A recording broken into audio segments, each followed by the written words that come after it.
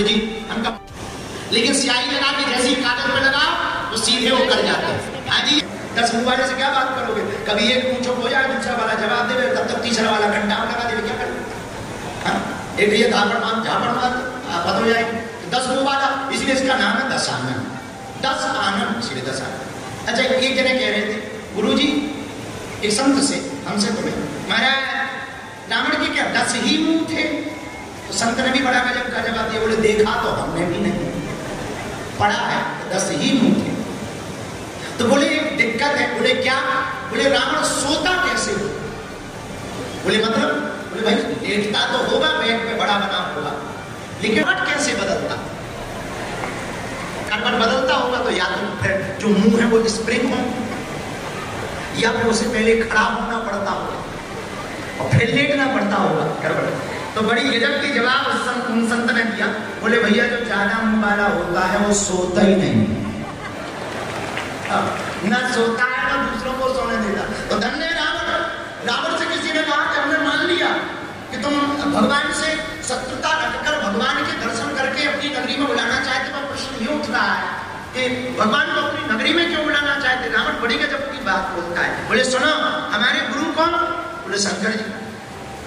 अब बोले शंकर जी के हृदय में शिवस्य हृदय में राम जी के हृदय में शंकर जी का वास है, शंकर जी के हृदय में राम जी का वास है। तो बोले हमारे गुरु जी शंकर जी, रावण बोलता है, और शंकर जी के आराध्य राम जी, और राम जी का संकल्प क्या है?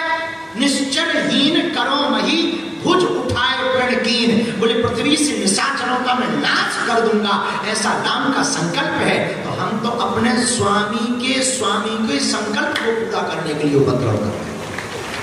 ये राम। तो किसी ने कहा कि ठीक है ये भी हमें मान, आज राम जी का अवतार है तो ये बात बोलने योग्य है। राम जैसा कोई हो भी नहीं सकता, तो रावण जैसा कोई शत्रु भी नहीं हो सकता। राम अगर मर्यादित है, राम इस देश के दुनिया के मानवों की आचार संहिता है, तो रावण जैसा शत्रु भी नहीं हो सकता। राम जी राम सेतु के किनारे खड़े हैं रामेश्वरम में। जामवंत जी को बुला करके कहा, दक्षिण में एक रामायण है कंबन रामायण, क्या अद्भुत वर्णन, कंबन रामायण राजा कंब ने लिखा, सम्राट चक्रवर्ती राजा कंब का लेख, बड़ा प्यारा लेख। राम जी खड़े हैं समुद्र के किनारे।